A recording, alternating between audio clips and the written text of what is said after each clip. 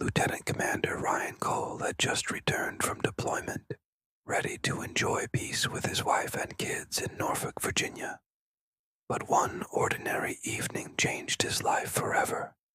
While jogging in his neighborhood, Ryan passed his elderly neighbor, Mr. Dalton, who struggled to control his large German shepherd. Without warning, the dog broke free, lunged, and sank its teeth into Ryan's face.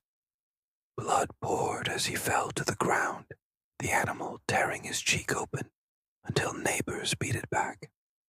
Rushed to the hospital, Ryan woke to find his face bandaged and permanently scarred. His Navy career, his confidence, even his children's first reactions, all shattered. At first, Ryan wanted to move on quietly, but Emily, his wife, convinced him they couldn't stay silent. Dalton had ignored years of warnings from neighbors. Others had been chased and threatened by that same dog. It wasn't an accident. It was negligence. Reluctantly, Ryan agreed to sue, not for money, but for justice.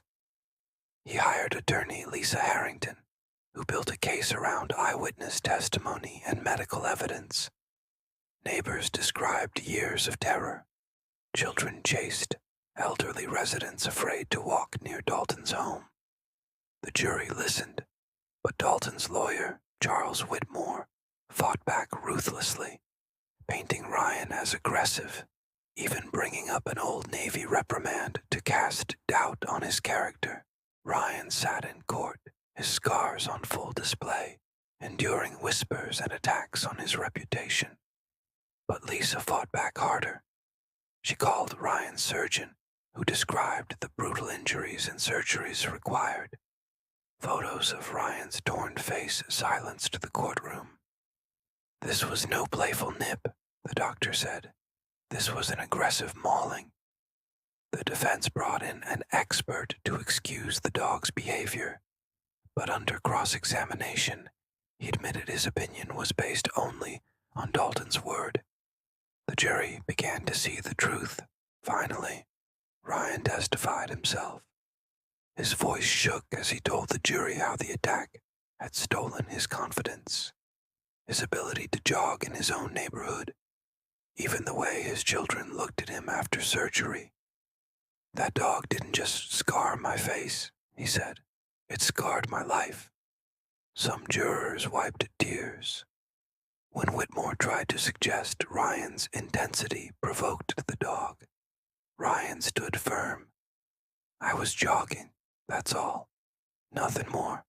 Closing arguments drew the line clearly. Whitmore asked the jury not to punish a man for one unfortunate accident. But Lisa reminded them that Dalton had ignored repeated warnings and endangered everyone. She pointed at Ryan's scars.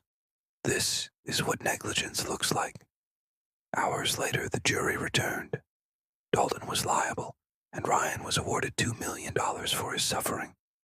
Gasps filled the courtroom. Ryan wasn't triumphant, just relieved. Outside, he told reporters, this was never about money. This was about accountability. But Ryan's fight didn't end there. Using part of the settlement, he launched the Cole Foundation for dog attack victims, helping families with surgeries, therapy, and legal aid. He embraced his scars instead of hiding them, speaking at Navy seminars and public events about resilience. He visited young victims in hospitals, telling them, "You're not alone. You're stronger than you know." His scars became symbols of survival, not defeat. Mr. Dalton, meanwhile, faced disgrace. His dog was taken and euthanized, his neighbors avoided him, and his once friendly reputation crumbled. Ryan never gloated. He simply said, this wasn't about ruining a man. It was about protecting others. A year later, standing before hundreds at his foundation's first gala, Ryan spoke with pride. Scars don't mean defeat. They mean survival. They mean you fought, and you're still here. His wife and kids beamed from the front row. At home, when his daughter asked if he wished it had never happened, Ryan thought long and hard. Sometimes, he admitted, but maybe this scar was my mission all along. From victim to survivor, from officer to advocate, Ryan Cole turned tragedy into purpose. He learned that even when life scars you, you can rise, you can fight, and you can lead, not despite your wounds, but because of them.